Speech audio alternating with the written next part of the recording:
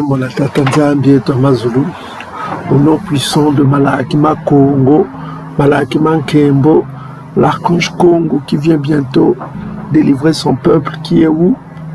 Dispersé au-delà des fleuves de couche. Tout est écrit que le peuple du Dieu vivant est dispersé au-delà des fleuves de couche, selon le Coma, selon la Bible des Bantous, c'est-à-dire l'Ancien Testament qui est le livre des Bantous. Voilà quoi. Donc, selon Nabi Isaïa, c'est-à-dire Ésaïe chapitre 18, verset 1 à 7, le peuple du Dieu vivant est dispersé où? Au-delà des fleuves de couche, et ils apporteront les mangas qui sont les offrandes, ok, à l'archange Congo qui vient, que dans le reste du soleil les désire, ok. Donc, cela est confirmé aussi dans Nabi Pania, Sophonie chapitre 3, verset 10 à 20.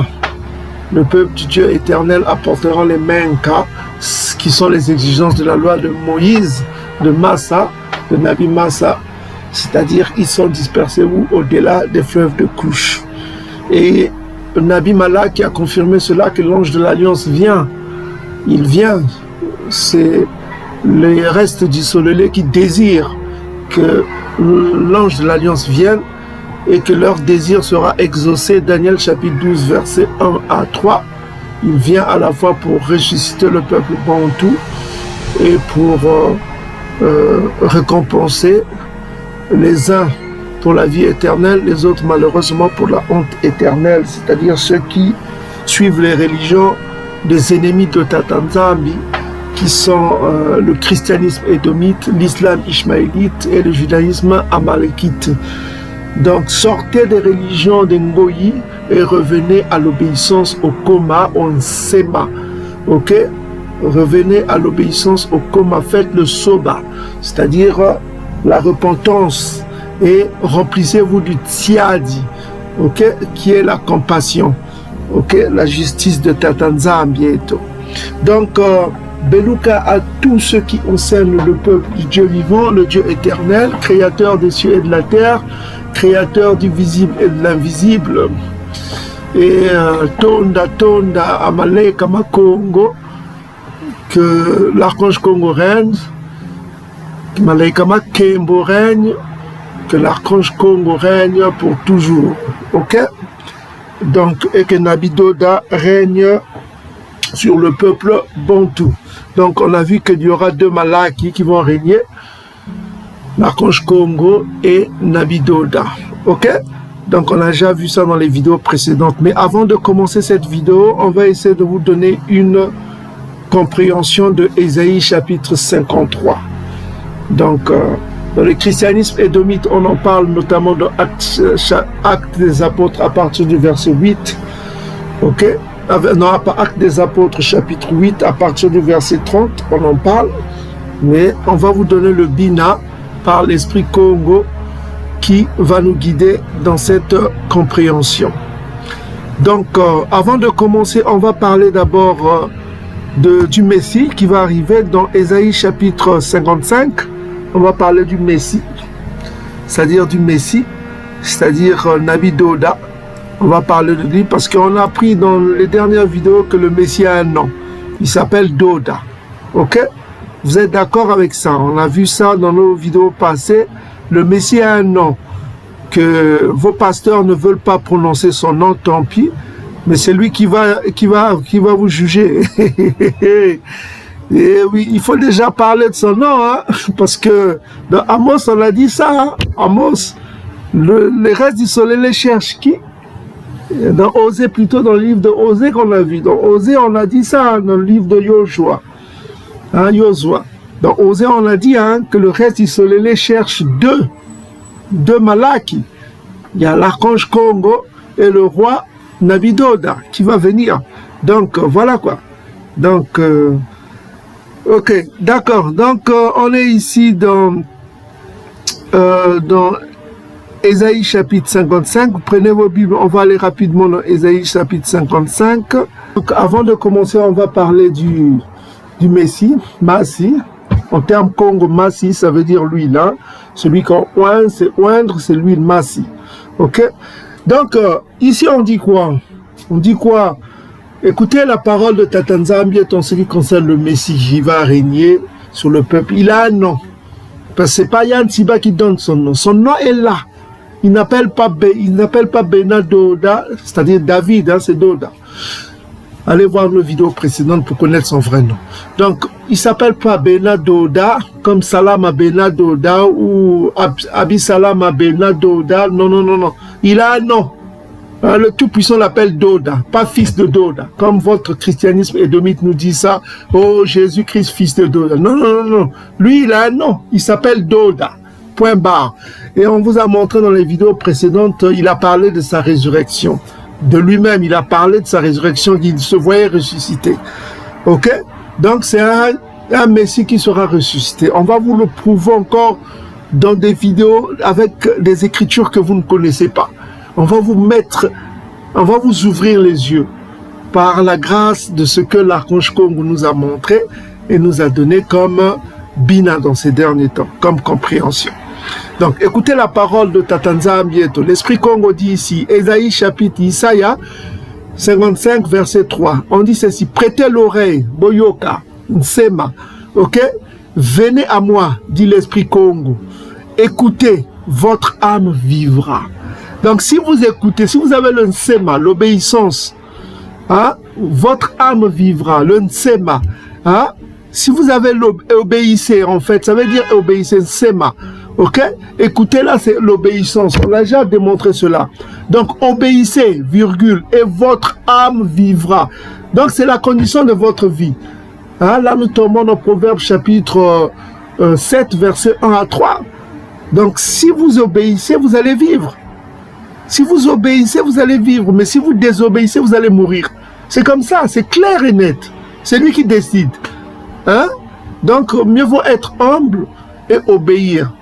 Ne cherchez pas la foi comme les chrétiens du dimanche qui cherchent la foi, la foi, la foi. Ça, c'est c'est rigolo, ça. Hein?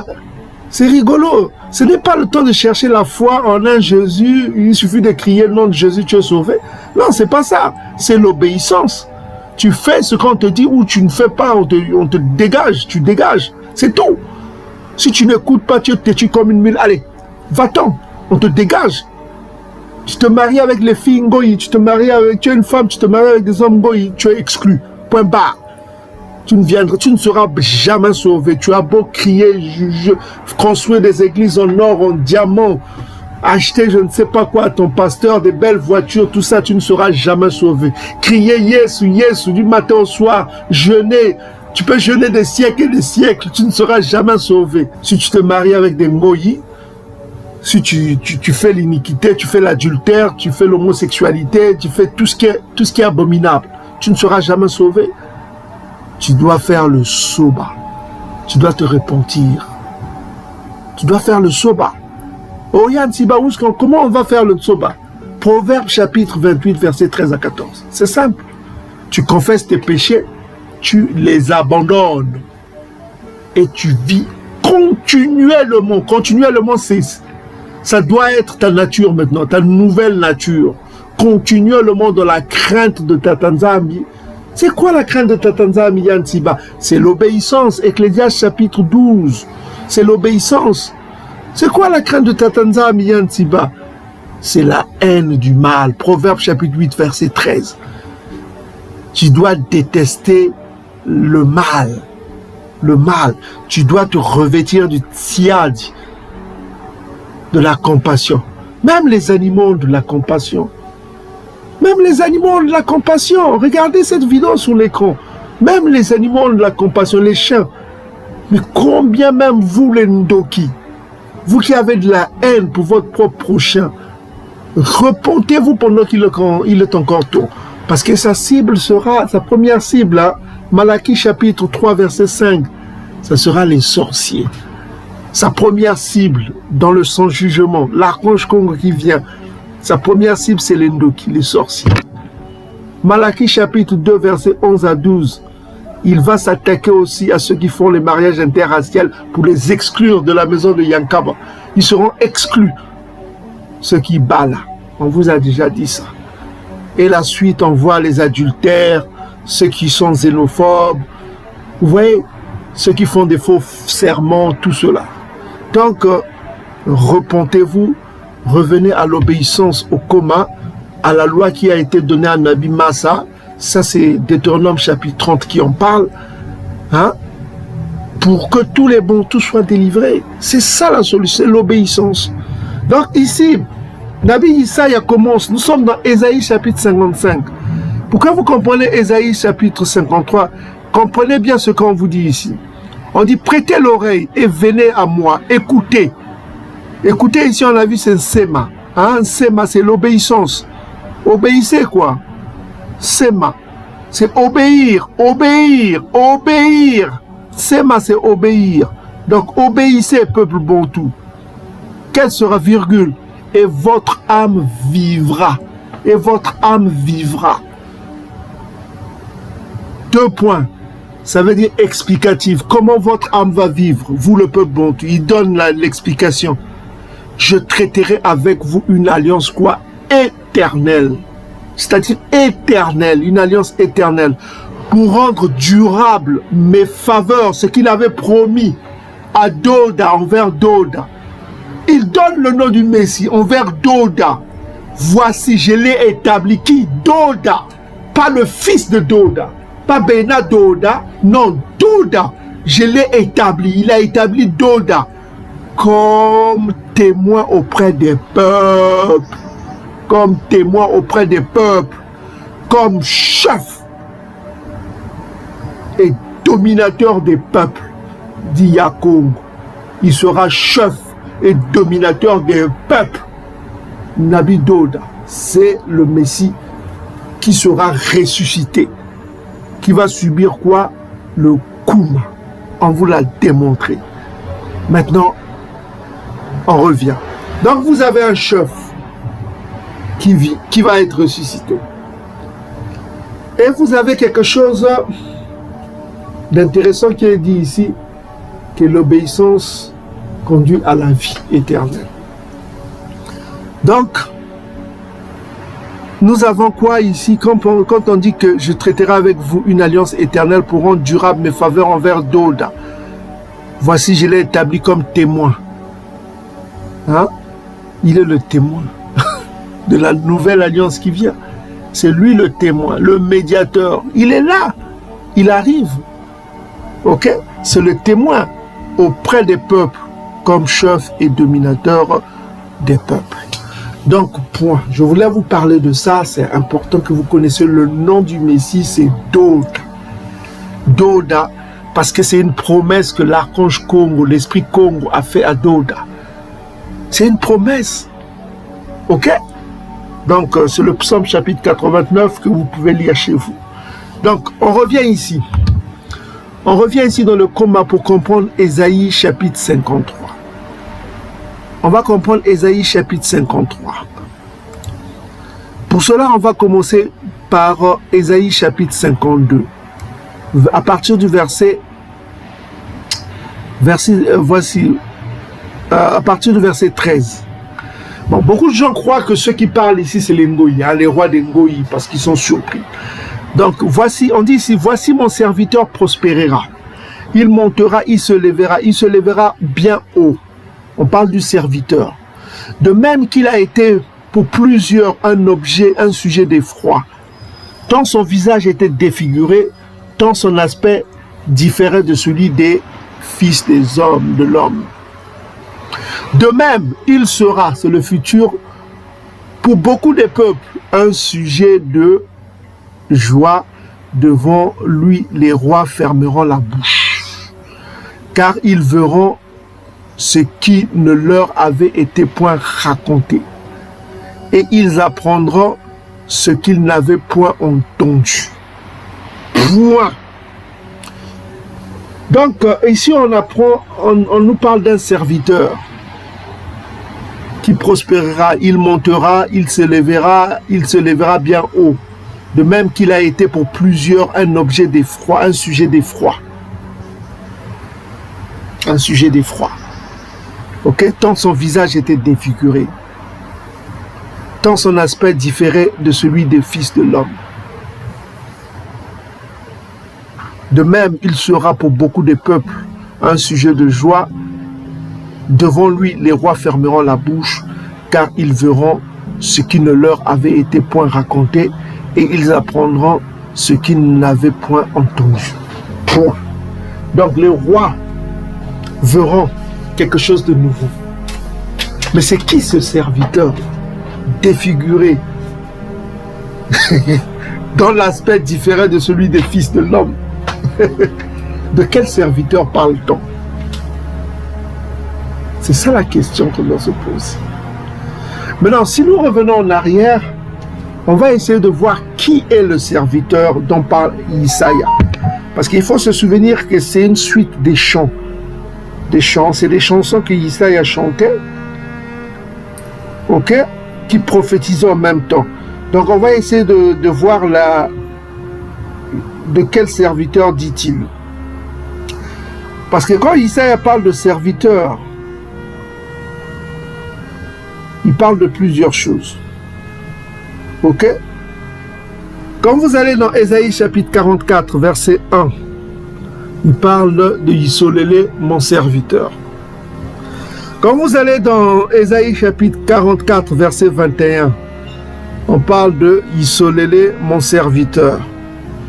Quand vous allez dans Ésaïe chapitre 45, verset 4, on parle de Isolélé, mon serviteur. Quand vous allez dans Ésaïe chapitre 48, verset 20, on parle de Isolélé, mon serviteur. Quand vous allez dans Ésaïe chapitre 49, verset 3, on parle de Isolélé, mon serviteur. Donc si vous allez dans les versets précédents, on vous parle que Isolélé, c'est le serviteur. Maintenant, pour comprendre, est-ce qu'on parle de Isolélé ici? C'est important que vous compreniez. Il y a des phrases qui sont dites ici, visage défiguré, aspect différé de celui de fils des hommes. On va comprendre toutes ces expressions-là, d'où est-ce qu'il est tiré. Ok? Parce qu'ici, on parle du temps messianique. Ok? On dit qu'il a été pour plusieurs un objet d'effroi. D'effroi, quelque chose d'effroi, quoi. Il a été pour plusieurs un objet d'effroi, tant son visage était défiguré, tant son aspect différait de celui des fils des hommes. De même, il sera pour beaucoup de peuples un sujet de joie. Devant lui, les rois fermeront la bouche et ils verront ce qui ne leur avait point été raconté. Vous savez, on leur avait dit qu'ils ne sont pas le fils de Dieu. Mais ce jour-là, ils sauront qu'ils sont le fils de Dieu. Mais ils sont devant un serviteur qui avait été défiguré, mais qui a un nouvel aspect. Vous comprenez? Mais de qui parle-t-on ici? C'est la question qu'on se pose. Maintenant, on a examiné tous ces passages de serviteur dans les chapitres précédents. On ne parle que de Isolélé, mon serviteur. Maintenant, on va examiner un point important. Ok? Pour comprendre qui est ce serviteur dont on parle, parce que ça précède Ésaïe 53. Pour comprendre Ésaïe 53, parce qu'on parle de blessures, de tout ça comme ça. Pour comprendre Ésaïe 53. Maintenant, pour comprendre cela, le serviteur, on va aller rapidement dans Ésaïe chapitre... on va prendre Ésaïe chapitre... Commencer à partir du verset 9, c'est mieux. On dit ceci. Que tous les Ngoï, c'est-à-dire toutes les nations se rassemblent, que tous les Ngoï se rassemblent et que le peuple se réunisse. Qui d'entre eux a annoncé ces choses, lesquelles nous a fait entendre les premières prédications, qu'ils produisent leurs témoins et qu'ils établissent leurs droits. Donc c'est ça les rois de la terre, leur témoignage, c'est-à-dire qu'ils n'avaient jamais entendu parler de ça. On ne leur avait pas parlé de ça. On ne leur avait jamais dit que le peuple dispersé au-delà du fleuve de Couche, c'est le peuple de Dieu. Que toutes que tous les Ngoï se rassemblent et que les peuples se réunissent. Qui d'entre eux a annoncé? Écoutez bien, annoncer là. Hein? A annoncé, c'est Naga. Annoncer ces choses et qu'elles se sont fait entendre. Les premières prédications, qu'ils produisent leurs témoins. et établissent leurs droits, qu'on écoute et qu'on dise c'est vrai. C'est vrai. Donc, que les Ngoï viennent produire leurs témoins pour dire que vraiment c'est vrai. Si leur Dieu est véritable, verset 10 va dire quoi? Vous êtes mes témoins, dit l'Esprit Congo. Vous êtes mon serviteur. Et vous, mon serviteur. Vous, mon serviteur, c'est le pluriel. Regardez ce qui est intéressant dans ce chapitre, dans ce verset-là. Il parle mes témoins au pluriel. Mon serviteur au singulier. Ok? Que j'ai choisi. Hein? Vous compreniez que c'est moi, avant moi, il n'y a point été formé de Dieu, et après moi, il n'en aura point. C'est moi qui suis le Tout-Puissant. Hors de moi, il n'y a point de sauveur. Il n'y a pas de sauveur sans le Tout-Puissant. Ok? Mais de qui parle-t-on? Pour comprendre de qui parle-t-on, il faut aller au verset 1. Verset 1 dit quoi? 43, verset 1. Ainsi parle maintenant l'Esprit Congo qui t'a créé, ô Yankaba. Ô Yankaba. Celui qui t'a formé, ne crains rien, car je te rachète. Je t'appelle par ton nom. Tu es à moi.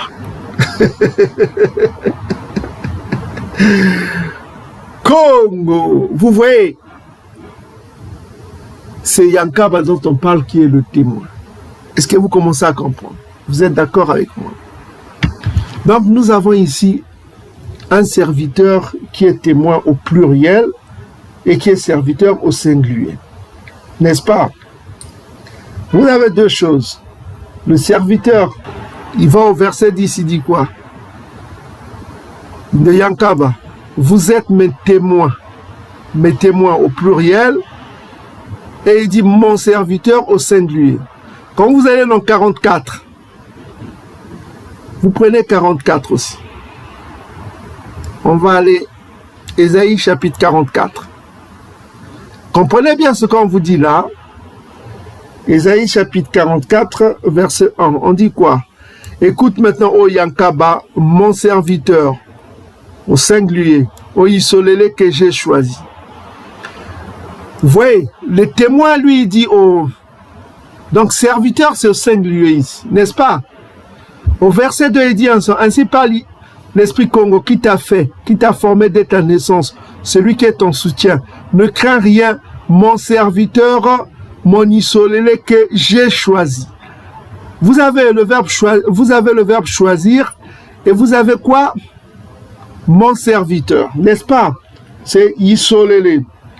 Ok? On va continuer tout à l'heure. Hein, n'est-ce pas?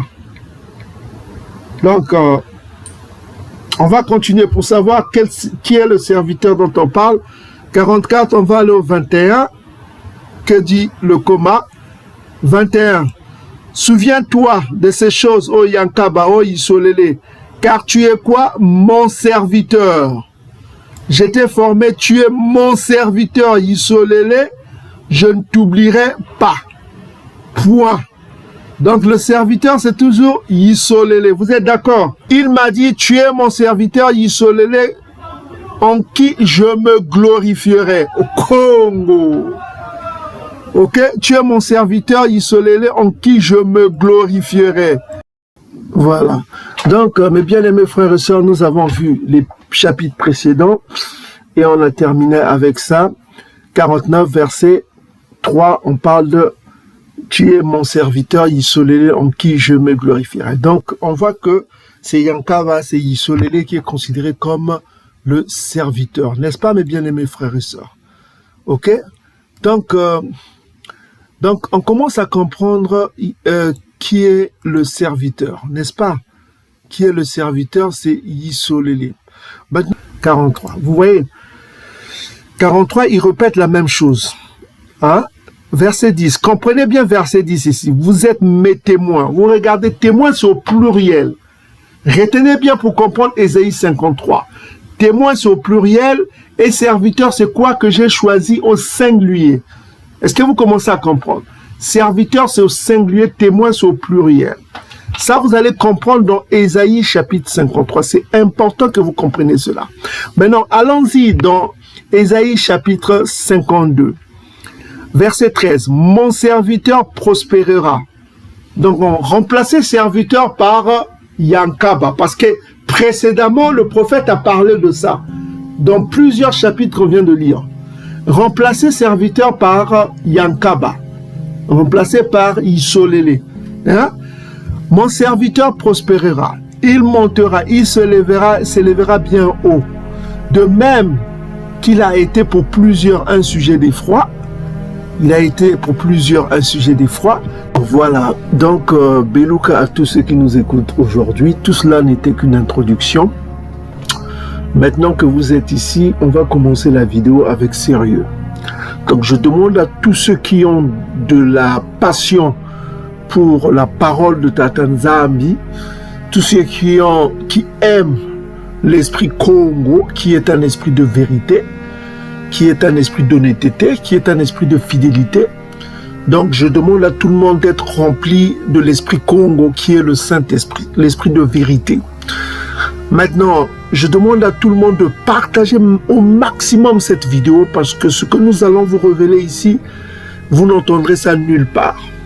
Ni chez les prêtres catholiques, ni chez les théologiens les plus diplômés, ni chez vos pasteurs qui seront détruits s'ils ne se repentent pas, ni encore moins chez Amalek, ni les rabbins amalékites ne pourront vous expliquer ce que l'esprit Congo va vous donner comme révélation ici.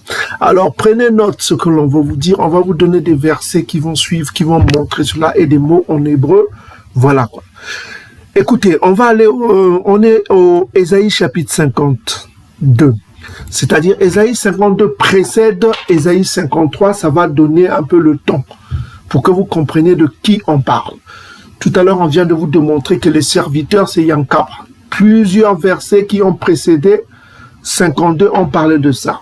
Ésaïe 53, Ésaïe 43, Ésaïe 44, Ésaïe 45, Ésaïe 48, Ésaïe 49, ils ont parlé de Yankaba, le serviteur, c'est-à-dire, voilà. Donc dans les chants de Nabi Isaïa, il est en train de parler du serviteur qui n'est autre que Yankaba, qui est Yankaba, le peuple dispersé au-delà de fleuves de couche. Il n'y a que eux qui peuvent vous donner le bina en ce qui concerne les Écritures. Joseph, donc il n'y avait que Joseph pour expliquer les rêves. Au temps de Daniel, il n'y avait que Daniel pour expliquer les rêves. Dans ces derniers temps, il n'y a que les fils de Yankaba qui peuvent vous donner le bina en ce qui concerne le coma de Bangkok. Ok? Donc prenez note ce que l'on va vous dire, personne ne vous donnera ce secret. Donc ici on dit quoi? On est dans Nabi Isaïa, Ésaïe chapitre 52. Nous sommes au verset 13. Soyez attentifs. Donc, je vous ai demandé de substituer le serviteur par Yankaba ou bien par Isolélé Bantou. Ok? Vous mettez Isolélé Bantou ou Yankaba. Donc, à partir de là, Ésaïe 52, à partir du verset 13, vous substituez serviteur par Yankaba. Ésaïe 53, vous ferez pareil. Ok? On va aller et vous allez voir la vérité. On dit ceci. Voici mon serviteur, il prospérera. Point virgule. C'est-à-dire, il va prospérer. Ça vous ramène à quoi? Ça vous ramène à Ésaïe chapitre 60, Ésaïe 61, Ésaïe chapitre 65. Donc, j'anticipe un peu sur ce qu'on va vous dire. En fait, ce que vous devez comprendre, c'est que il y a Isolélé tout entier, les 12 tribus, mais à l'intérieur d'Isolélé, vous avez le reste d'Isolélé. Ça, vous devez le comprendre pour comprendre ce que l'on va vous dire. Donc, pour anticiper un petit peu, pourquoi on passe de prospérité? On parle de la plantation de Tata Nzambi. Okay? Ce que Tata Nzambi a planté, c'est-à-dire le reste d'Isolélé, ceux qui sont attachés et ceux qui, dans ces derniers temps, se détournent de ceux qui les frappaient. On vous a déjà parlé des restes du Solélé. Ça et là, Isolélé. On va vous expliquer ça tout à l'heure. J'anticipe un peu. Mais pour vous monter cette prospérité, il faut comprendre, je vous ai dit qu'il faut comprendre Ésaïe chapitre 60, Ésaïe chapitre 61 et surtout Ésaïe chapitre 65. On va vous donner juste un avant-goût pour ce qu'on va vous dire tout à l'heure. On va vous donner un avant-goût. Prenons par exemple Ésaïe 65. À partir du verset 13, on fait la différence entre Isolélé Bantou et le reste d'Isolélé, ce que le Tout-Puissant appelle ce que les rejetants qu'il a planté, hein, c'est-à-dire le reste d'Isolélé. Donc ici, Ésaïe chapitre 65, on dit quoi? C'est pourquoi ainsi parle l'esprit Congo. Ok? L'esprit Congo dit ceci: voici mes serviteurs mangeront. Il parle des autres Isolélés, de ceux qui se sont détournés de sa loi, ceux qui sont rebelles, les Bantous qui n'écoutent pas, qui suivent les religions des Ngoï. Ok? Mais que le reste d'Isolélé dans ces derniers temps, et comme avant, au temps de Massa, ils étaient là, le reste d'Isolélé. Ils étaient toujours là au temps de Massa. Au temps de Nabi, Kesaïe, là, Ézéchiel, ils étaient là. Ils étaient révoltés contre tout ce qui s'est passé à l'intérieur d'Isolélé. Au temps de Isaïa, ils étaient là. Au temps de Élia, ils étaient là. Ils ont choisi le côté d'Élia. On va vous parler de tout cela. Mais la prospérité, on voit cela. Vous pouvez lire les chapitres qu'on vient de vous donner, Ésaïe 60, Ésaïe 61 et Ésaïe 65. Donc ici, on voit la différence entre Isolélé et le reste d'Isolélé, c'est-à-dire le noyau, la plante que Tatanzambi a plantée, c'est-à-dire ceux qui l'aiment, ceux qui se détournent dans ces derniers temps de ceux qui les frappaient. Il dit, c'est pourquoi ainsi parle l'esprit Congo. Voici, mes serviteurs mangeront et vous aurez faim. Qui aura faim? C'est-à-dire les rebelles, ceux qui n'écoutent pas la loi de Tatanzambi, ceux qui n'aiment pas la loi de Tatanzambi, ceux qui écoutent l'apôtre Paul. Christ est la fin de la loi. C'est ceux-là qui ne mangeront pas, qui souffriront, qui auront la famine. Voici mes serviteurs boiront et vous aurez soif. C'est-à-dire les autres Bantous auront soif, mais le reste d'Isolélé, les élus Bantous, eux, ils auront à boire. Voici mes serviteurs se réjouiront. Vous serez confondus. C'est-à-dire, ils seront... La confusion, c'est quoi? Ils croyaient que Christ est le sauveur. Christ, c'est nous, Jésus-Christ. Yes, ouais. Ok? Pourtant, on leur disait, on leur donnait des preuves. On a donné les preuves. On vous a dit que ça, c'est Édom, ça. On vous a... Voilà quoi. Et ils seront confondus. Donc, voici. Verset 14. Mes serviteurs chanteront dans la joie. Dans la joie. Ça, c'est la joie qu'ils auront. De leur cœur. Mais vous, vous crierez dans la douleur de votre âme. Et vous vous lamenterez dans l'abattement de votre esprit. Donc, vous voyez, il y a deux Israël ici. Il y a Israël élu. Isolélé Bantou qui seront élus. Et ils auront des avantages. Mais le reste d'Isolélé là, les autres Bantous, eux, ils auront des désavantages. Ceux qui ont été rebelles à la loi de Tatanzambi, ceux qui n'ont pas obéi, ceux qui ont suivi les religions de Ngoï, et ils n'auront pas des avantages qu'auront le reste d'Isolélé. C'est pourquoi on parle ici, on revient dans 52. Donc on a encore plusieurs versets que vous pouvez lire. Hein. 60, on parle de 60 à partir de 3, on parle de la plante, les plantes que le Tout-Puissant a plantées lui-même, c'est-à-dire le serviteur juste. Parce qu'ici, on parle du serviteur juste. Ésaïe 53 va vous dire, à partir du verset 11, on parle du serviteur juste. Ok? Juste. C'est-à-dire le Tsiadi. Juste, c'est le Tsiadi. C'est-à-dire les serviteurs Tsiadi. Qui ont le Tsiadi. Qui ont la justice de Tatanzambi. On vous a déjà parlé des justes. Ok? Donc ici, voici mon serviteur prospérera. C'est-à-dire, Isolélé, le reste d'Isolélé va prospérer. On vient de le voir tout à l'heure dans Ésaïe chapitre 65, 13 à 14. Ils vont prospérer. Il montera, il se lèvera bien haut. Il se lèvera parce que les richesses d'Engo, ils vont les appartenir. Ça va appartenir à cet Israël élu, Isolélé élu que le Tout-Puissant a planté lui-même. Ok? On vous expliquera ça tout à l'heure. Mais ce qu'on va vous parler à partir du verset 14. De même qu'il a été pour plusieurs un sujet d'effroi. Plusieurs un sujet de foi, tant son visage était défiguré. Bon, défiguré, quand on parle de défiguré, c'est le résultat d'une oppression, le résultat d'une, comment dirais-je, quand on défigure, c'est le résultat de ce qu'on a frappé, Tu as été frappé, c'est parce que tu as été défiguré. C'est le résultat d'une action subie. Est-ce que vous commencez à comprendre? Quand on parle du terme défiguré, c'est le résultat d'une action subie. C'est-à-dire que avant que ton visage soit défiguré, ça veut dire que tu as été frappé. N'est-ce pas? Là, on rentre dans Jérémie chapitre 30. C'est Yisolélé qui a été frappé. Ça, vous allez le comprendre tout à l'heure. Yisolélé qui a été frappé. Dans Yisolélé, le reste d'Yisolélé aussi a été frappé. Parce qu'ils n'ont pas été épargnés. OK? Comme Ézéchiel est allé en captivité, Daniel est allé en captivité, le reste d'Yisolélé, les serviteurs juste là ont aussi subi ce qu'a subi tout le peuple bantou. Est-ce que vous commencez à comprendre? Donc ici, on parle du serviteur juste. Lui aussi, il a été frappé. Quand on parle du visage défiguré, c'est le résultat d'une action subie. C'est-à-dire une action subie. Quelqu'un ne peut pas être défiguré tout à coup comme ça. C'est parce qu'il a été frappé. Vous comprenez? C'est pourquoi dans le livre de Jérémie chapitre 30, on dit que j'étais frappé. On parle d'Israël tout entier, le peuple bantou tout entier, ils ont été frappés. OK? De même qu'il a été pour plusieurs peuples un sujet d'effroi. Le mot effroi ici, qu'est-ce qu'on dit ici, le mot effroi? Ah, c'est Sama. C'est le même mot qu'on a utilisé. Attends, Sama.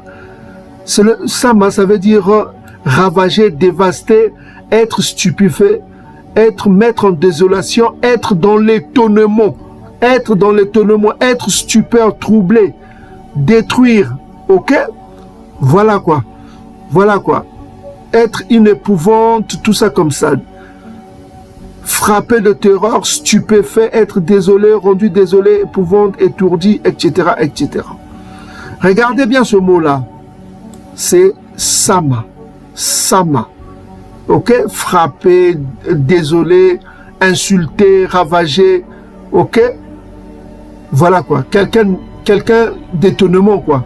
Un objet d'étonnement. Mais ce mot-là a été déjà utilisé dans les malédictions en ce qui concerne Yisolélé.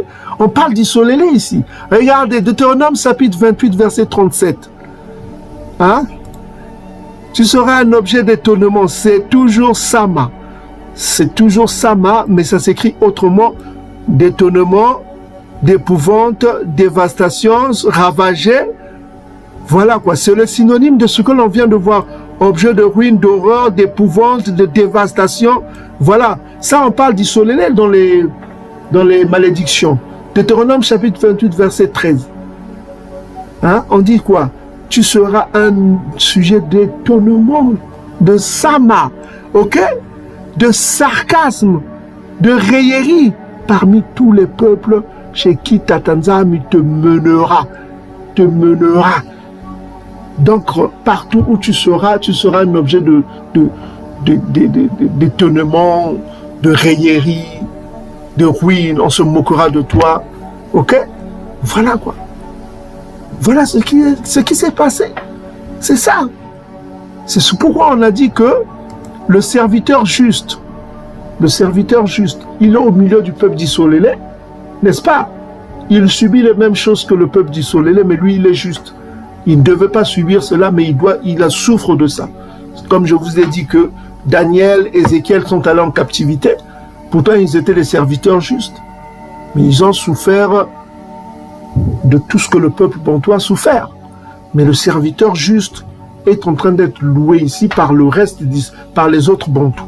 C'est pourquoi on dit, voici mon serviteur. On dit ceci, l'esprit Congo dit ceci, voici mon serviteur prospérera, il montera, il se lèvera bien haut.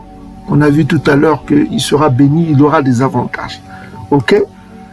De même qu'il a été pour plusieurs un sujet d'effroi. D'effroi, on a vu Sama. Sama, OK? On a vu le synonyme de ce même mot, étonnement, ruine, désolation. On retrouve le synonyme, ça s'écrit pas pareil, mais c'est le même mot. Sama, regardez, toujours Sama, tu seras un objet d'étonnement. Sama, regarde, Sama, tu seras un objet d'étonnement, de sarcasme, de raillerie parmi tous les peuples de la terre, chez qui Tata Nzambi te mènera. N'est-ce pas? C'est pourquoi on a dit que tu as été un objet d'effroi. Tu as été un objet d'effroi, d'étonnement, de sarcasme, de raillerie parmi tous les peuples chez qui Tata Nzambi te mènera. Donc Sama, regardez, c'est le même. Sama, regardez, ruine, destruction, horreur, dévastation. Regardez, Yantiba n'invente rien. Là, on parle de qui? On parle de Jésus? Non, non, non, non, non. On parle du serviteur, c'est-à-dire d'Israël. Isolé. Tu seras un objet d'étonnement, de sarcasme, de raillerie. Étonnement ici, c'est Sama, ruine. Ruine, on a traduit quoi? Voilà, Sama, on a traduit quoi? Dévastation, solitude, ravagée, chose horrible, épouvante, destruction, ruine, horreur. Et vous pouvez ajouter d'effroi. Voilà, Sama. Et on revient encore dans Ésaïe 52, le serviteur, on vous a dit remplacer serviteur par Yankaba ou Isolélé, mais le reste d'Isolélé. Voilà. De même que tu as été pour plusieurs nations, plusieurs ngoïs, là où il a été mené. Deutéronome chapitre 28, verset 37, on vient de le voir, c'est le même mot. Tu as été un sujet d'effroi, d'étonnement, de rire, tout cela. Sama. De désolation, de ravagé, dévasté, ruine. Sujet d'effroi. Le peuple d'Isolélé a été un sujet d'effroi parmi tous les Ngoïs, là où ils sont allés. Ils ont été détestés, rejetés.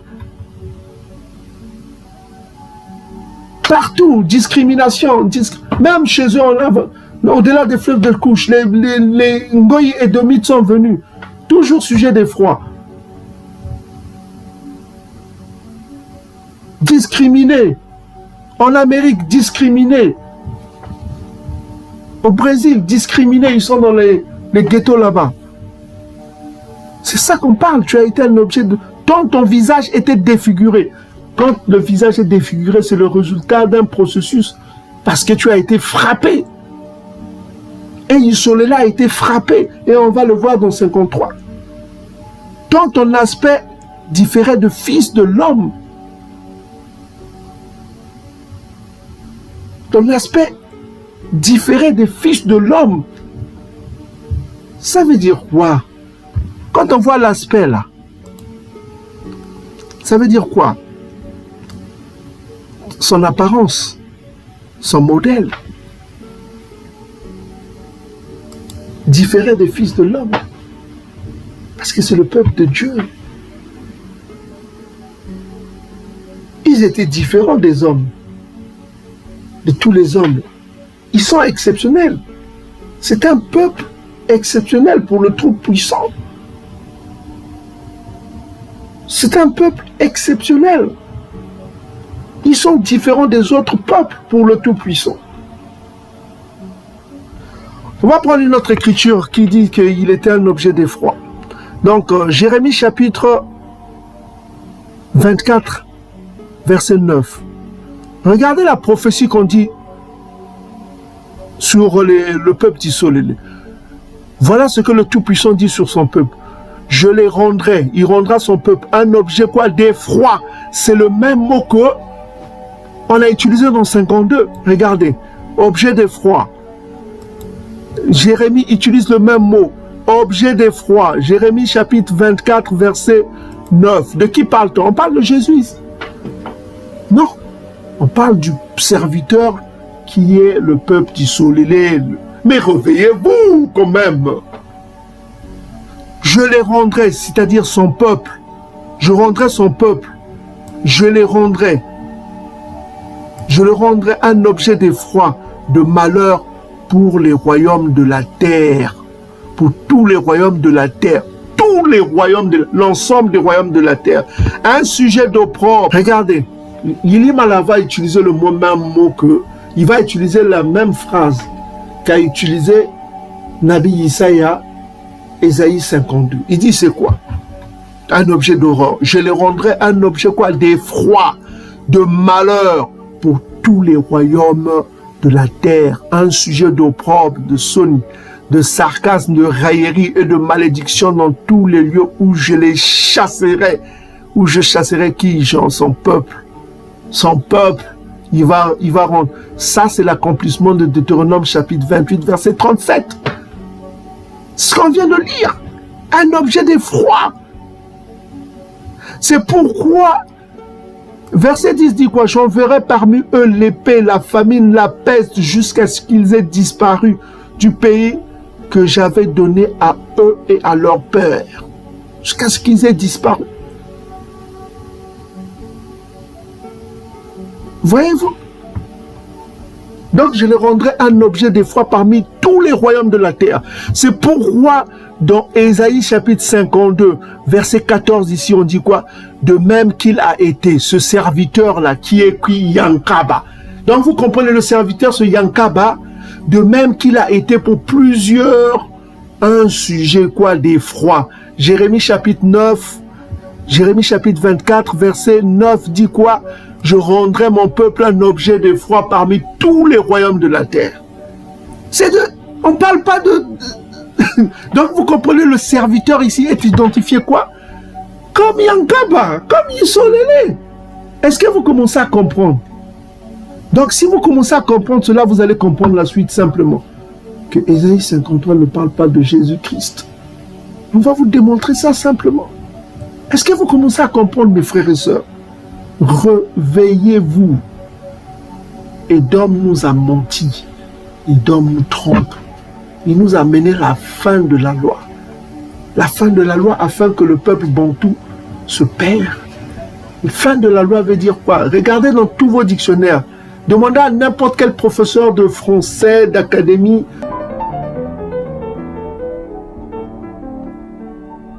Anarchie a deux sens dans le dictionnaire. Il y a un premier sens qui est désordre, c'est assimilable au désordre. Et quand on lit par exemple la politique d'Aristote, l'anarchie c'est le bazar, quoi. C'est le désordre, c'est l'absence de loi, c'est assimilable au désordre. Et quand on lit par exemple la politique d'Aristote, l'anarchie c'est le bazar, quoi. C'est le désordre, c'est l'absence de loi, c'est l'absence de droit. Et évidemment c'est condamnable. Donc, Edom nous trompe. Il nous a mené la fin de la loi. La fin de la loi afin que le peuple bantou se perd. La fin de la loi veut dire quoi? Regardez dans tous vos dictionnaires. Demandez à n'importe quel professeur de français, d'académie. End of the law, ça veut dire quoi? Ça veut dire l'anarchie, ça veut dire le désordre. C'est pourquoi il y a le désordre. C'est pourquoi on vous a donné Osée chapitre 3 dernièrement. Les enfants d'Isolélé resteront longtemps sans le temple, sans un chef, c'est-à-dire sans tout ce qui a été lié au temple, sans les Lévirats. Les Lévites étaient ceux qui enseignaient le peuple, qui faisaient le long. C'était les longues. Les Nzaba, les Ngunza, tous ces gens-là étaient des longues. Le peuple en désordre, ils n'écoutent même plus les Bakongo. Oh, les Bakongo. J'entends les gens qui disent, oh, les Bakongo, vous êtes des racistes, vous les Bakongo. Les autres Bantous disent ça. Oh, les Bakongo, vous êtes des racistes.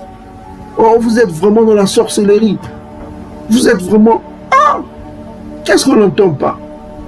J'entends les autres Bantous. Ah, les Bakongo, vous êtes des racistes. Vous êtes entre vous. Vous mariez justement entre vous. Oh, vous êtes des sorciers. Si, on entend tout, quoi. On entend tout. Non, non, non, mes frères et sœurs. Réveillez-vous. Réveillez-vous. Réveillez-vous. Tout est lié, les Écritures sont liées. Donc on revient encore. Ésaïe 52. Qu'est-ce que ça nous dit? Ça nous dit quoi? De même qu'il a été pour plusieurs un sujet d'effroi. Effroi, on vient de voir dans Jérémie chapitre 24, verset 9. C'est la même chose. Tant son visage était défiguré, pourquoi? C'est le résultat de quelqu'un qu'on a frappé. Tant son aspect différait de celui de fils de l'homme, des fils de l'homme. Parce que c'est un peuple exceptionnel pour Tatanzam. Deutéronome chapitre 7, verset 6. Tu es un peuple spécial. Ça veut dire quoi? Nganda. Ça veut dire que mis à part. C'est un peuple saint, c'est-à-dire mis à part. à part de l'humanité. Ils sont mis à part de l'humanité. C'est un peuple saint. Tellement que tu es un peuple saint. Tu es... Regarde, Deutéronome 7, verset... tu es un peuple saint. 7, verset 6 dit quoi? Car tu es un peuple saint. Ça veut dire quoi? Nganda. Ça veut dire quoi? Consacré, sacré, mis à part, mis à part, mis à part, mis à part. C'est-à-dire que tu as plusieurs pains. Imagine que tu as 4 pains. 4 pains, voilà quoi. Il y a le pain à la farine, pain au maïs, pain complet, et il y a un pain, voilà quoi. Un pain, je sais pas, à la patate douce par exemple, ça existe, hein, les pains à la patate douce, c'est très très bon, il faut chercher ça, hein, pain à la patate douce. Mais tu te dis que parmi tous ces pains-là, pain aux céréales, pain complet, pain au maïs, pain à la patate douce, moi je préfère le pain à la patate douce, je veux prendre ça, je veux mettre ça à part. Donc tu enlèves, c'est différent de tous les autres, n'est-ce pas? Mais pourtant ils ont le même nom, pain, n'est-ce pas? Vous comprenez? Donc mis à part, ça veut dire mis à part, car tu es un peuple mis à part pour Tatanzambi, ton tout-puissant. Tatanzambi, ton tout-puissant t'a choisi pour que tu fusses un peuple qui lui appartient. C'est ce qu'on avait dit. Qui lui appartient. On a lu tout à l'heure dans Ésaïe chapitre 43 verset 1. Tu es à moi. N'est-ce pas? Un peuple qui... Tu es à moi. Tu es mon témoin. Tu es à moi. Entre tous les peuples qui sont sur la surface de la terre. Donc sur la surface de la terre, ils ne sont pas comme tous les fils des hommes. Voilà, ils ne sont pas comme tous les fils des hommes. Ils sont différents. Ils sont différents. C'est eux, c'est la race qui reçoit le Saint-Esprit. Ésaïe chapitre 44. C'est la seule race qui peut recevoir l'esprit Congo, l'esprit de vérité, de fidélité et d'honnêteté. Voilà. Donc vous voyez que on revient encore dans 52.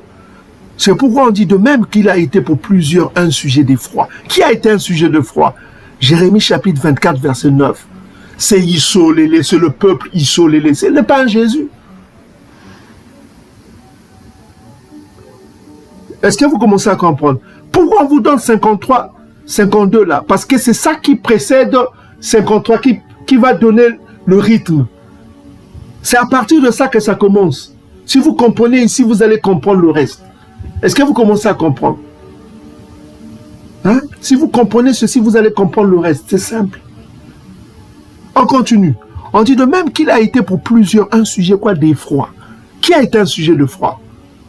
Deutéronome chapitre 28 verset 37. Le peuple bantou. Jérémie chapitre 24 verset 9. Le peuple bantou. N'est-ce pas? Hein? Vous commencez à comprendre.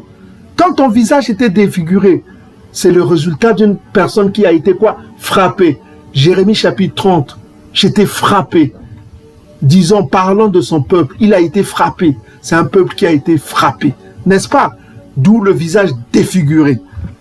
Tant son aspect différait de celui des fils de l'homme. Parce que c'est un peuple spécial, mis à part. Il est différent des fils de l'homme. N'est-ce pas? Verset 15. De même, il sera pour beaucoup de peuples un sujet quoi? De joie. Congo. De même qu'il sera pour beaucoup de peuples un sujet de joie. Vous vous dites, mais c'est quoi? Qui sera un sujet de joie pour beaucoup de peuples? Allons-y dans Jérémie chapitre 31, verset combien? Verset 7. On dit quoi? Écoutez attentivement. Jérémie 31, verset 7. Ainsi parle l'esprit Congo. Pousse des cris de joie sur Yankaba. On demande à quelqu'un de pousser les cris de joie sur Yankaba. C'est les Ngoï. Les Ngoï doivent prier, doivent pousser des cris de joie sur Yankaba. Ça veut dire que Yankaba est devenu quoi? Source de joie. Puisqu'on demande au Ngoï, écoutez attentivement, ainsi parle Yakongo. Poussez des cris de joie sur Yankaba. Il demande à Ngoï, pousser des cris de joie sur Yankaba, éclater l'allégresse à la tête de Ngoï, élevez vos voix, chantez de louanges et dites, Yakongo, délivre ton peuple, le reste du Solélé, le reste du Solélé, les élus Bantou, Congo. Et vous pouvez lire la suite. On parle de qui ici? On demande au Ngoï de pousser des cris de joie sur qui? Sur Yankaba. C'est pourquoi ici on vous dit la même chose. C'est Yankaba dont on parle ici. Le serviteur. On dit ceci de même. Il sera pour beaucoup de peuples un sujet de quoi? De joie. De joie. Parce que les Ngoï vont tenir un bantou dans le livre de Sakaya. Non, comment on l'appelle? Dans le livre de Sakaya, de Zacharie. Ils vont tenir un Yaoundé, ils vont dire que nous irons vers ton Dieu. Nous irons vers ton Dieu. Ils seront tellement contents de savoir que vous êtes le peuple de Dieu. Parce que ceux qu'on avait dit sur les Ngoï que c'est le peuple de Dieu, mais c'était des tueurs. C'était des gens qui faisaient la guerre, qui massacraient, qui tuaient les pauvres enfants, qui tuaient les bannes. C'était des gens qui ont sali le nom de Dieu. Tous les peuples de la terre verront que ce n'est pas eux le fils de Dieu. Ils verront que Amalek n'est pas le fils de Dieu. Ils diront au Dieu merci. Heureusement, ils étaient tellement orgueilleux, tellement méchants, tellement guerriers, tellement menteurs, tellement piétineurs des lois internationales, que les Ngoï diront que gloire au Tout-Puissant, que ce peuple n'est pas le peuple de Dieu parce qu'ils étaient mauvais. Les gens se réduiront, ils auront la joie. De même qu'il sera pour beaucoup de peuples un sujet de joie, devant lui, des rois fermeront la bouche. Les rois vont fermer la bouche. Pourquoi ils vont fermer la bouche? Car ils verront ce qui ne leur avait point été raconté. On les avait raconté quoi? Que Amalek était le peuple de Dieu, n'est-ce pas? On les avait dit quoi? Amalek est le peuple de Dieu. Les rois de la terre, tous les rois de la terre croyaient que Amalek était le peuple de Dieu. Les religions, que ce soit les religions islamiques, que ce soit les religions protestantes, les diverses religions du christianisme édomite, eux tous disaient que Amalek est le fils de Dieu. Amalek est le peuple du Dieu vivant. En Amérique, là-bas, ils ont cotisé des sommes, créé des trucs pour aider Amalek. N'est-ce pas? Ils croyaient que Amalek était le peuple du Dieu vivant. Mais ici, qu'est-ce qu'on vous dit? On vous dit quoi ici?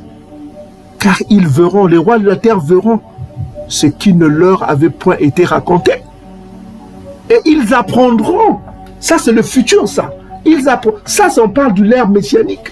Ils apprendront ce qu'ils n'avaient point entendu. Est-ce qu'ils avaient entendu le nom de Congo quelque part? Non. Parce qu'ils verront que ce peuple-là a le même nom que son créateur. Les deux ont le même nom. Deutéronome chapitre 28, verset 10. Et ils vont craindre. Est-ce que vous commencez à comprendre? Le serviteur ici, c'est Yankaba. Congo. Aucun théologien ne vous l'a dit. Aucun pasteur ne vous le dira. Parce qu'ils ne connaissent rien. Ils ne savent pas que Jésus-Christ, c'est faux ça.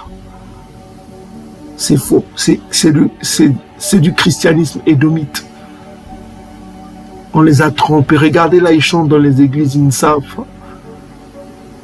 Oh, Jésus-Christ m'a guéri. Oh, j'ai vu Jésus-Christ dans un rêve.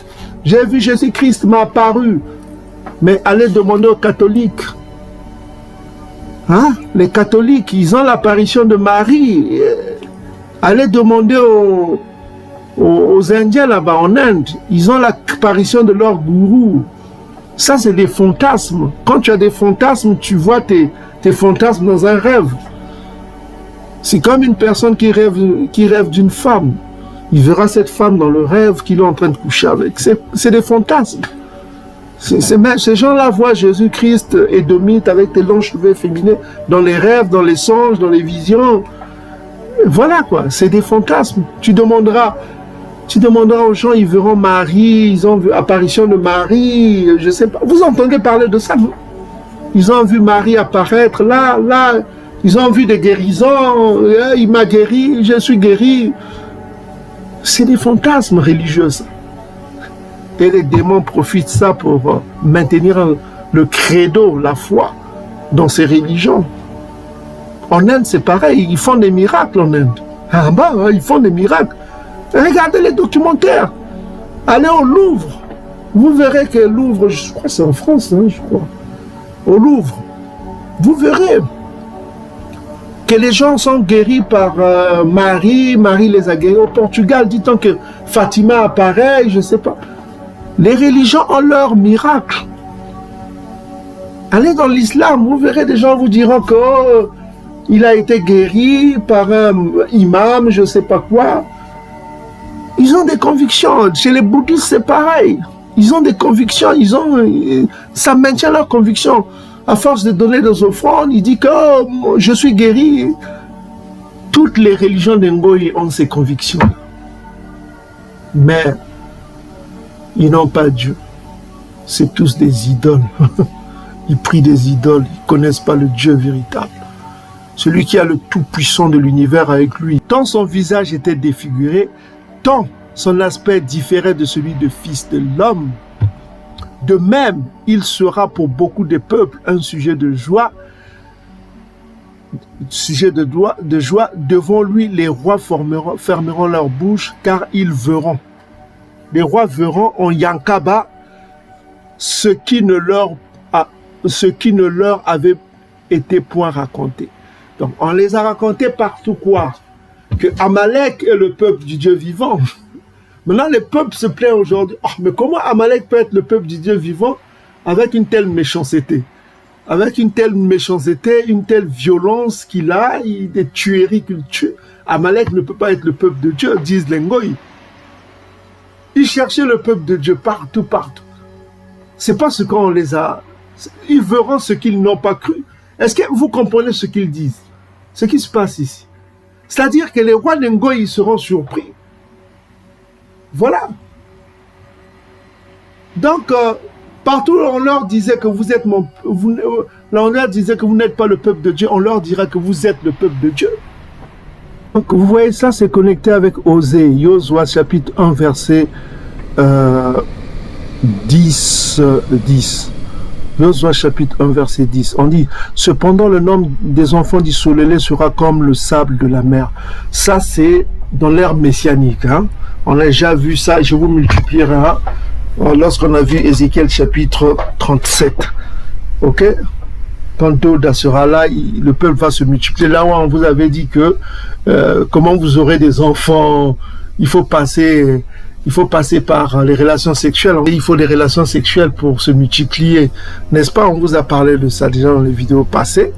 Donc, il dit que ça, c'est dans l'ère messianique. Cependant, les enfants d'Israël, ça, le christianisme édomite a repris ça à tort, alors que ça, c'est l'ère messianique.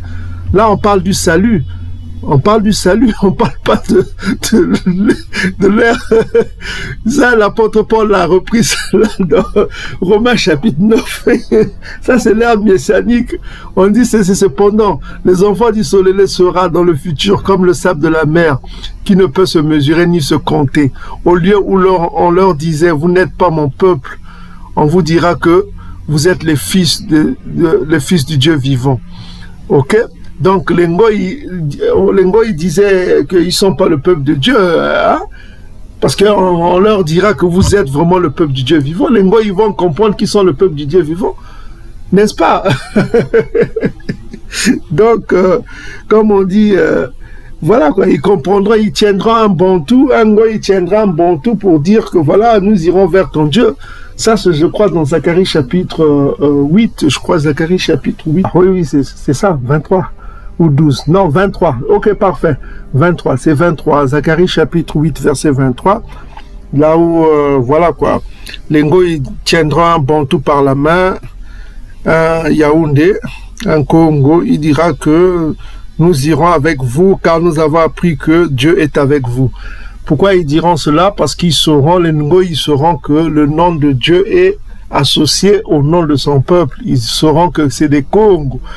Maintenant, les Ngo, ils ne le savent pas. Beaucoup de Ngo, il n'y a que le reste du Solélé qui le sait. Et même d'autres Bantous ne le savent même pas. Ils ne savent même pas d'autres Bantous. Ils ne connaissent pas. Donc, les Ngo, ils apprendraient quelque chose de nouveau. C'est ce qu'on vient d'apprendre dans Ésaïe chapitre 52. Ils apprendront quelque chose de nouveau. Ils entendront ce qu'ils n'avaient jamais entendu. Ils verront ce qu'ils n'avaient jamais vu. Ok? Voilà quoi. Et puis dans Osée chapitre, Osée parle du peuple, c'est-à-dire que les enfants d'Isolélé, on dit ceci, cependant les enfants d'Isolélé sera comme le sable de la mer. Hein? Donc ça, c'est votre apôtre Paul, le faux apôtre Paul, le menteur apôtre Paul, l'usurpateur apôtre Paul a donné cela dans Romains chapitre dans Romains chapitre 9. Il connaît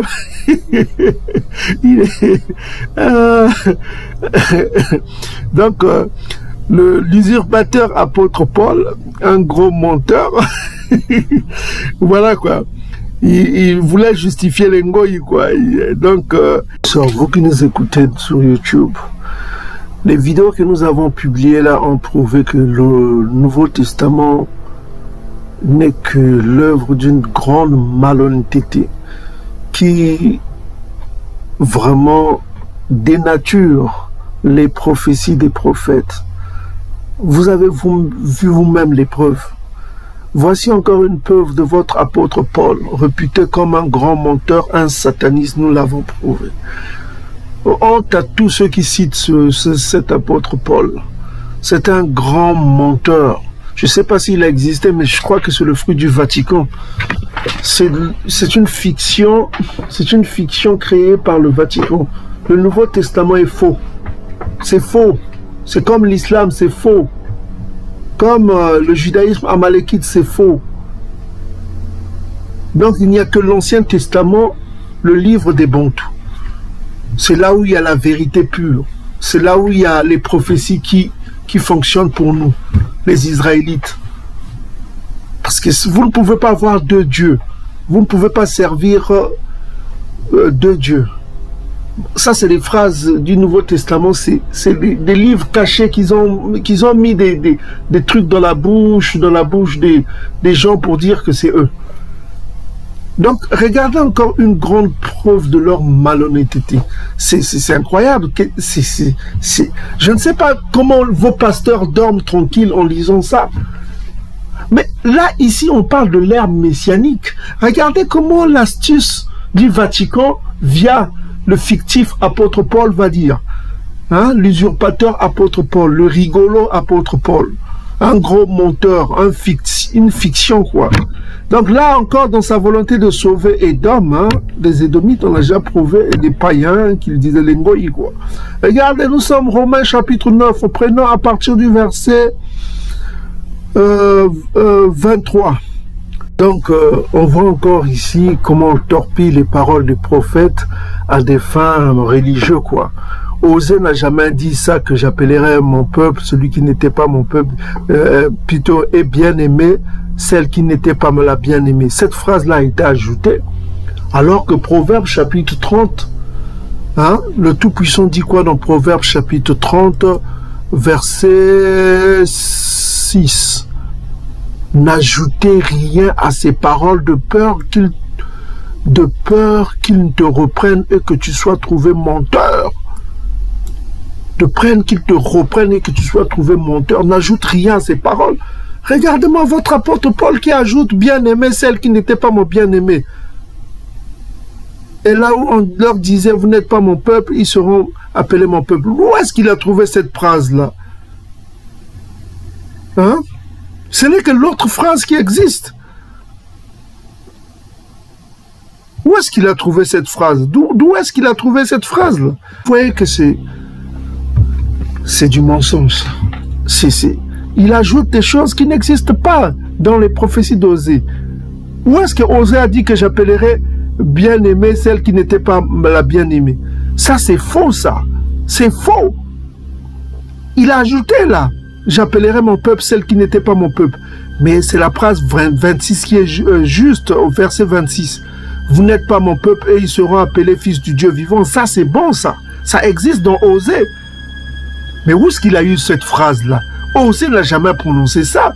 Selon qu'il est écrit, j'appellerai mon peuple celui qui n'était pas mon peuple et bien-aimé celle qui n'était pas bien-aimée.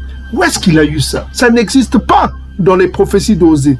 Donc vous voyez que ce mec-là crée quelque chose pour justifier son évangile. Il crée une chose qui n'existe pas. Ça s'appelle quoi? Le mensonge. Proverbe chapitre 30, verset 6. Il ajoute quelque chose qui n'existe pas pour appuyer sa thèse. Hein? Vous qui faites l'université là, vous allez dans l'université, quand vous ajoutez des mensonges, c'est-à-dire votre devoir tombe à terre. Tout est faux. Si c'est faux, ça n'a plus de valeur. Ça perd sa valeur. Ça perd sa valeur. Comme on voit ici, il ajoute quelque chose qui n'existe pas. Osée n'a jamais dit ça. Que j'appellerai mon peuple celui qui n'était pas mon peuple, bien-aimé celle qui n'était pas mon bien-aimé. Où est-ce qu'il a eu ça? C'est du mensonge. Ça n'existe pas dans aucune prophétie. Ça n'existe pas. Mais vos pasteurs acceptent ça. Bien que ça n'existe pas, ils n'ont jamais cherché dans leur cerveau de poule de réfléchir un petit peu. Ils sont pasteurs, ils ont des vestes, tout ça. Ils ne s'assoient pas pour réfléchir. Mais est-ce que l'apôtre Paul, quand il a écrit ça, est-ce que ça existe dans l'Ancien Testament? Ce qu'il a écrit là, est-ce que ça existe? Allons vérifier. Ils n'ont jamais cherché à vérifier rien. Ils acceptent. Oh, Paul a lobby boy. Paul a lobby boy. Mais c'est d'une bêtise, vraiment. Je n'arrive pas à comprendre comment les gens sont aussi bêtes pour des choses qui concernent la vie éternelle, ou la destruction éternelle, ou la honte éternelle. Daniel chapitre 12, versets 1 à 3. C'est vos vies qui sont en jeu. Comment pouvez-vous donner votre âme à des menteurs, à des mensonges? À des mensonges comme ça, des mensonges, c'est des mensonges. Demandez à vos pasteurs, ça existe où cette phrase-là, j'appellerai mon peuple. Cette phrase-là, que j'appellerai mon peuple, celui qui n'était pas mon peuple, bien-aimé, celle qui n'était pas la bien-aimée. Ça n'existe nulle part. Mais par contre, à partir de 26, ça existe. Mais là, l'autre là, 25 là, ça n'existe pas. Verset 25 n'existe nulle part dans le livre d'Osée. C'est une invention paulinienne, vaticane, édomite, pour vous tromper, le Vuna. C'est du mensonge. Et vous acceptez ça. Et vous dites, Antiba, pourquoi tu t'en prends à Jésus-Christ Nabissou? C'est du mensonge. Regardez vos yeux. On vous a donné beaucoup de... C'est du mensonge, votre Nouveau Testament. Ce n'est que fait des mensonges, des trucs, on déforme les paroles des Bantous, quoi, des nabis Bantous, des prophètes Bantous, on déforme à leur faveur. Donc, dans les références christianisées, on vous amènera dans Osée 2,25, hein, dans certaines versions, mais ici, en l'occurrence, c'est 2,23. Hein, il vous donnera Osée 2,25 ou 2,23. Alors qu'on ne parle pas, j'appellerai pour moi mon peuple, on dit, je planterai pour moi l'Ohami, l'Ukama, celui qui n'est pas, je planterai. Ici, c'est Zala, s'aimer, c'est comme s'aimer, je planterai. Ok, on parle toujours du peuple d'Israël qui sera planté, s'aimer, Zala. Ok, pour moi, celui qui n'était pas mon peuple dans le pays, on donne même le pays. Je planterai l'Ohami dans le pays. Donc, il va ramener son peuple dans son pays. Je lui ferai miséricorde. On parle même de la miséricorde. Je dirai à l'Ohami, c'est-à-dire celui qui est mon peuple, tu es mon peuple. Et il reprendra mon Dieu. On l'a déjà vu. Donc, on voit que l'apôtre Paul ajoute des phrases qui n'existent pas, qui n'existent nulle part. C'est un menteur. Proverbe chapitre 30, verset 6. Il ajoute dans la parole de Dieu des choses qui n'existent pas dans les prophéties. Cherchez vous-même. Je mets au défi n'importe quel pasteur, n'importe quel chrétien qui me prouve que la phrase de l'apôtre Paul là est juste. C'est faux. Romains chapitre 9, verset 25, c'est d'une imagination, c'est un mensonge. Ça n'existe dans aucune prophétie. Aucune prophétie de la Bible, ça n'existe pas. C'est une invention de l'apôtre Paul. Ici, on parle de planter. Je planterai pour moi l'okami, l'olukama, hein, dans le pays. Et je lui ferai miséricorde. Il fera miséricorde à son peuple dans le pays. Ceux qu'il disait qu'ils n'étaient plus son peuple. Je leur dirai Lohami, tu es mon peuple. Et il répondra mon tout-puissant. On l'a déjà vu ça. Oh là là là. Pourquoi Osée parle de je leur planterai dans le pays Zal? Regardez, pourquoi il parle de ça, je leur planterai dans le pays? Mais c'est dans le cadre de la nouvelle alliance. Jérémie chapitre 32, verset 41. Prends cela. Non, on peut commencer. Jérémie 32, verset 40. À partir du verset 40, il parle de la nouvelle alliance. Quand Osée dit ici, je planterai pour moi l'Olukama, c'est-à-dire celui qui n'est pas mon peuple. L'Olukama, ça veut dire celui qui n'est pas mon peuple, dans le pays, je lui ferai miséricorde. C'est toujours les Bantous. Ésaïe chapitre 14. Hein, il aura pitié de Yankaba. Et je dirai à Lo-Ami. Lo-Ami, ça veut dire celui qui est mon peuple. Tu es mon peuple, quoi. Tu es mon peuple. Et il reprendra mon tout-puissant. Ça, c'est toujours Osée chapitre 1, verset 9. Si l'apôtre Paul était israélite, il allait comprendre ça simplement. C'est d'une bêtise. Ça reprend à Jérémie chapitre 32 à partir du verset 40. Ça parle de la nouvelle alliance toujours. Regardez, c'est la même phrase que Yili Maya va dire ici. Jérémie 32, verset 40 à 41. Regarde. Je traiterai avec eux, avec son peuple, une alliance éternelle. C'est l'alliance éternelle dont il cesse de répéter. Ok? Je ne me détournerai plus d'eux, de son peuple bantou. Je leur ferai quoi? Du bien. Ok? Je mettrai ma crainte dans leur cœur, afin qu'ils ne s'éloignent pas de moi. Point. Maintenant, regardez la suite. Regardez la suite. C'est ce que Osée, chapitre 2, verset 23, dans certaines Bibles, d'autres 24, 25 dit. Regardez. Je prendrai plaisir à leur faire quoi? Du bien. Et je les planterai véritablement dans ce pays de tout mon corps et de toute mon âme. Point. C'est ce que Osée veut dire. Il plantera encore son peuple dans le pays parce qu'il les avait arrachés du pays. Est-ce que vous commencez à comprendre? Il les planterait. Mais votre apôtre Paul va dire que avec son mensonge, voilà quoi. Oh, celui qui n'était pas mon peuple, c'est du mensonge. C'est clair ici. C'est clair. On ne parle pas de Ngoï. Ok? Donc on voit que l'apôtre Paul a tapé à côté. Toujours le christianisme n'a pas l'esprit Congo pour comprendre les choses. Donc on revient dans Ésaïe chapitre 52. Voici mon serviteur. Vous remplacez serviteur par Isolélé ou par Yankaba. Les deux vont ensemble. Voici mon serviteur Isolélé prospérera, il montera, il se lèvera bien haut, de même qu'il a été pour plusieurs un sujet d'effroi, tant son visage était défiguré. On va voir pourquoi son visage était défiguré, tant son aspect différait de celui des fils de l'homme. De même, il sera pour beaucoup de peuples un sujet de joie. Toujours Isolélé, son serviteur. Devant lui, les rois fermeront la bouche. Ils fermeront la bouche, les Ngoï, le roi des Ngoï, ils fermeront la bouche. Car ils verront, c'est-à-dire le verbe voir, ils verront ce qui ne leur avait point été raconté. Donc, via Hollywood, on a fait des distributions de films avec un Messie édomite. Parce que là, les Ngoï, ils verront un autre Messie noir. Un Messie noir ressuscité, tellement noir qu'ils auront peur. Ils verront un archange noir. Ils verront des choses qu'ils n'ont jamais vues. Ils entendront des choses qu'ils n'ont jamais entendues. Ils seront quoi dans l'étonnement? Point. Maintenant, on va comprendre pourquoi défigurer, pourquoi un aspect différent. On va comprendre cela. Pourquoi ce peuple a été un objet, un sujet d'effroi. On va comprendre cela dans la suite du chapitre.